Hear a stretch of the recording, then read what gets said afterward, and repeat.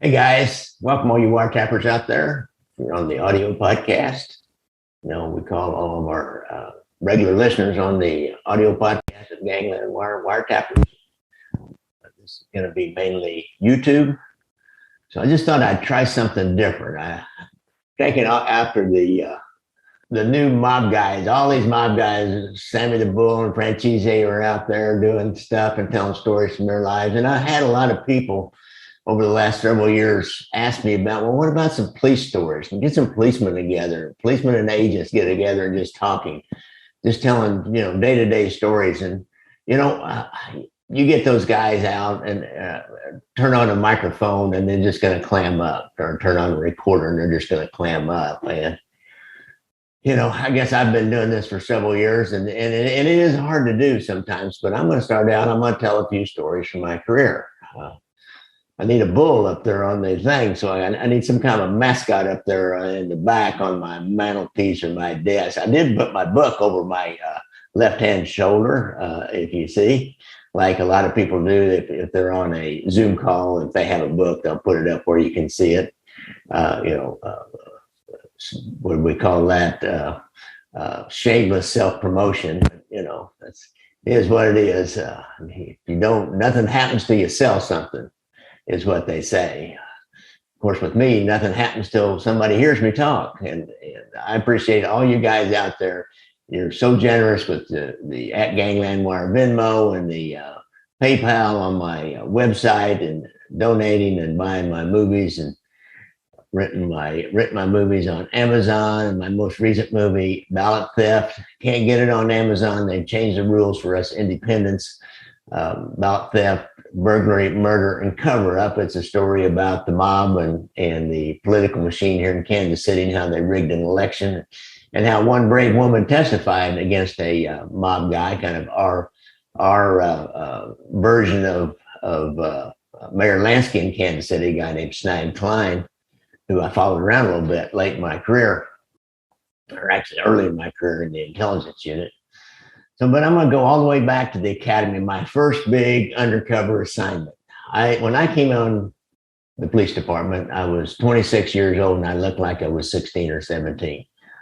And so I'm out at the academy, and, the academy, we had this kind of a remote, out in the suburbs, almost in the country campus, which was a regional academy, which Kansas City primarily dominated the whole class, but we had people from St. Joseph, Missouri, which is about 25, 30 miles north of here, Independence, Missouri, and other departments around would send their people to this regional police academy. We had a regional lab. It was a kind of a new concept. They got a whole bunch of federal money to try to regionalize those facilities in order to make them more efficient. And I didn't last but a few years, and then they went back to everybody had their own academy, or then there was since then, now the academies, there's professional police academies now that everybody has to pay to go to, unless your department is going to hire you, is committed to you, and they're going to pay for you.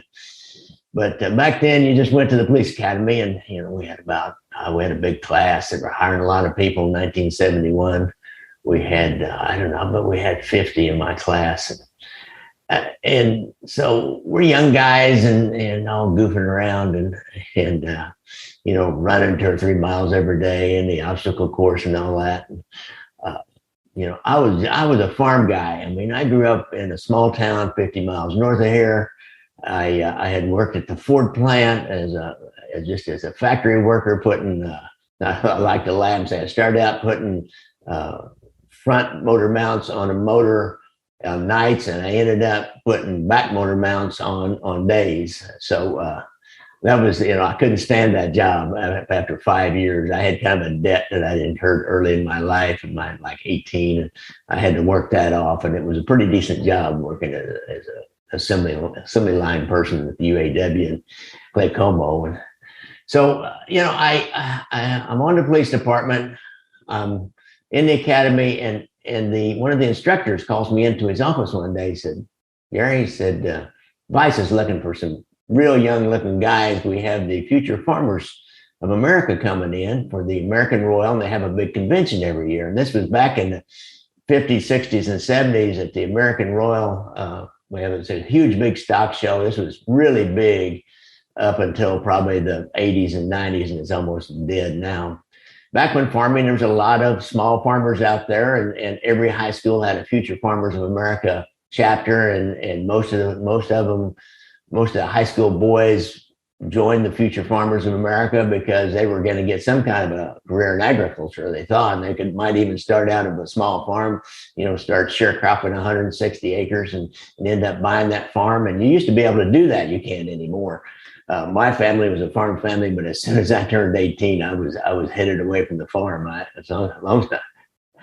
When I didn't have to participate in farm work, I didn't. Went to the city and to the Ford plant and got a job. And so anyhow, they say, we need young guys to go work with the vice unit downtown, unknown faces, and try to bust whores that are, kind of preying on these teenage boys that are coming into town. And so I said, well, sure. I mean, it was like, wow, in the academy, that's a coup. That's a big deal. So I report to Vice Unit. This one, I believe it was a Friday night.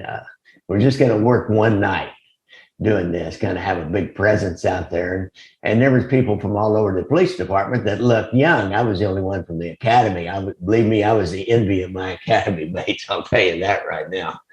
And so I report in, and they signed me. Sergeant Larry Wisher, who is kind of interesting turn of events, becomes my first sergeant in the intelligence unit. But Larry Wisher's a new sergeant. He had to just come out of patrol as a sergeant. He had worked as a vice officer when he was young, and I think he got promoted to sergeant, maybe back to patrol, but he's back in as the sergeant of the vice unit. And he's a real nice guy, and so he welcomes us in and sits us down. And these other guys are all been out on the streets for a while, and they acted like they knew what they were doing. I acted like I did, but shit, I was scared. I didn't know what I was doing. So, and the only thing I knew about downtown, it was kind of scary. A lot of scary looking people down there. And as my Aunt Mary Ellen used to say when I was a kid at home, she says, there's a lot of ugly people in Kansas City.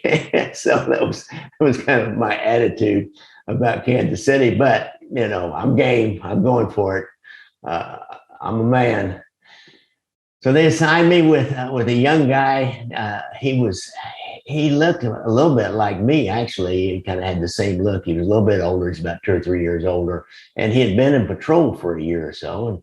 And then another guy who would go on to be a helicopter pilot. And he looked older, but he was, I don't know, there's just something kind of youthful about him. So they sent the three of us together to go downtown to look around and see if we could find any prostitutes.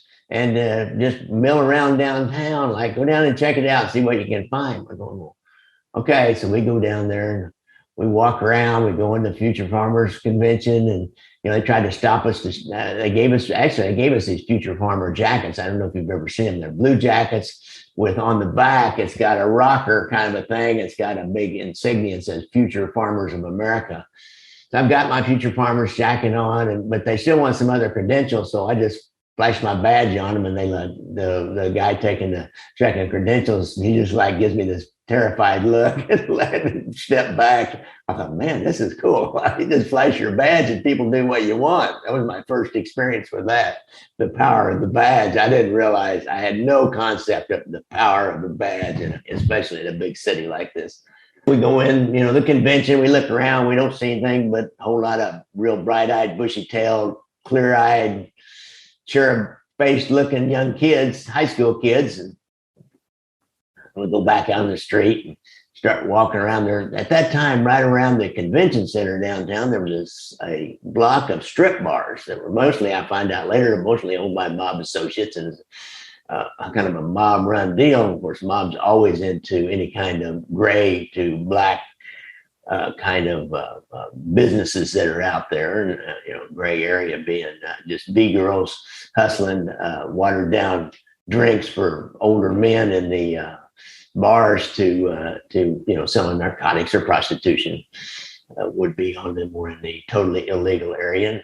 So anyhow, we go down, we walk by these bars, and we don't even look in. We kind of look in, but there's no future farmers in any of these bars drinking, and we didn't try that. It wasn't really what we wanted to do. We wanted to try to get prostitutes.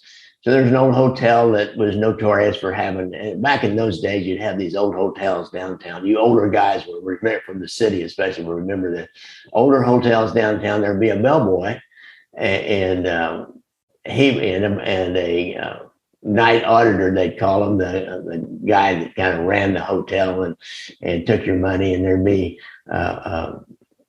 go in and see the bellboy. He'd be sitting in the lobby and say, "Hey, can I get a girl?" So we went into one of these hotels, and it was notorious for prostitution. These other two guys had been told that. So we go in, and I go up, and they kind of hang back, and since I'm the youngest looking one, and I say, "Hey, can we get a girl?" The guy looked at me and said, "Get out of here." So I turned around, and the clerk up there, the night auditor clerk, looked at me, and he kind of nodded his head and like shook his head like this, like, "Get out of here." So I don't know if they figured out I was a cop, probably, or if they just thought, I'm not getting involved with this. So we go on out in the street, we walk around, and by that time, I think we had a radio in the car. We go to the radio and we check in, or we call down the unit, talk to Wisher, and we said, "We're not seeing anything down here." He said, "Yeah," he said, "that's what the guys are saying. There's no other regular vice officer. They're not seeing any action downtown." He said, "Go out on truce, y'all, get your cars and go out on truce." So we're going to each go get our own car, which is parked at headquarters. And these guys are saying, "I'm going to get some beer." And oh, shit, that's a good idea. You can do that. And so one of them, there's like a liquor store down on the corner down there, I don't remember. And we each, and I took my jacket off, and we went in, each bought a 6-pack of beer. And over and got in our own personal cars. We're going to go out and drive up and down this area. It was True Street. It was an area where there's a lot of prostitutes, a lot of street prostitutes. So I quickly down a couple of beers before I get out there, and I've got a radio, and I get hold of any vice officers on the air, and a couple of guys answer me, and I say, "Okay, I'm going down Troost here," and I tried to explain who I am. I didn't have a radio number or anything. This is a half-ass, ill-conceived deal, but we were just doing something.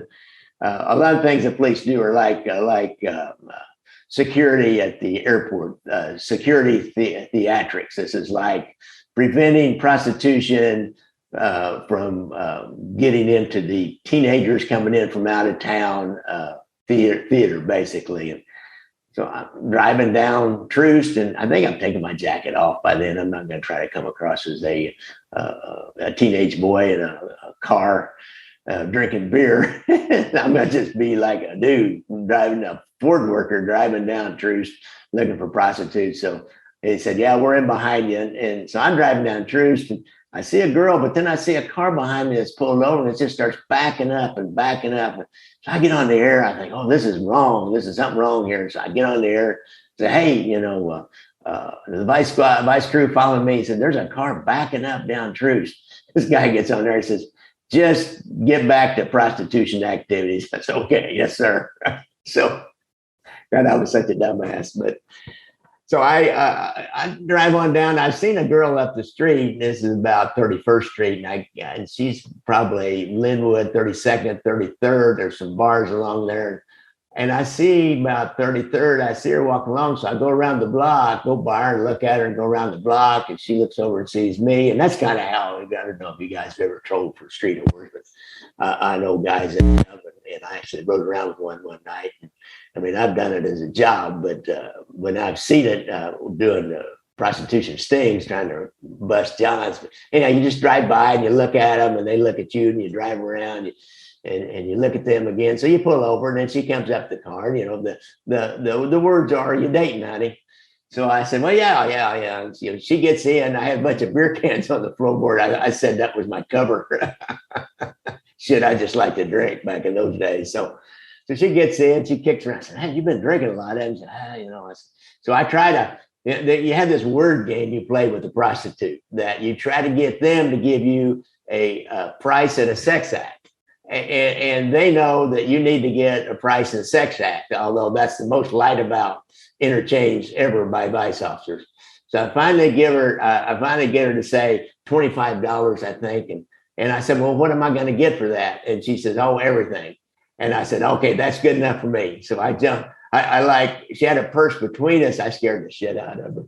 And, I'm like, okay, we got to arrest her now. How do I do this? Nobody'd really given us any instruction in this.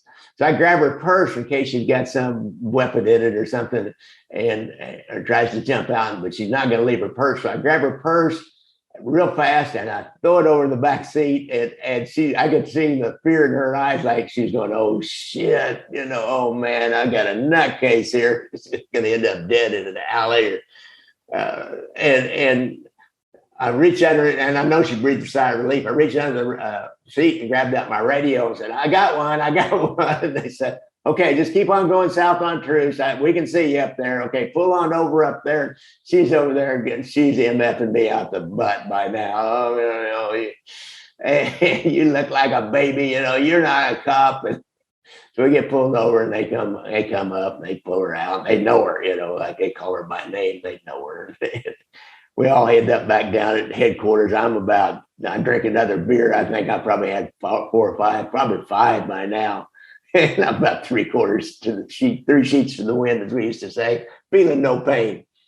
And get into headquarters, and I beat him up in the jail. I had no idea how to do any of this. I beat him up in the jail. Sergeant Wisher's up there. I'm thinking, oh man, I was going to smell this beer on my breath. But, Larry Wisher, like I said, I got to know him later on. He didn't care too much if you drank a little bit on the job. Just don't let it get too much in your way, because he might have a drink or two himself. But certainly would never let it get. They never let it get in his way. I let it get in my way later on in life.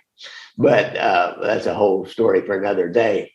But we get her booked in, and I'm like, oh man, I'm king shit now. So I go back out, and it's like 10 o'clock, 10:30, we're supposed to get off at midnight, I think. And I meet up with one of these other guys that was from patrol, and we get together. And the third guy that we met with, I can't even remember his name now, he ended up being a helicopter pilot. We never saw him again at the end of the night. He didn't come back in at the end of the shift.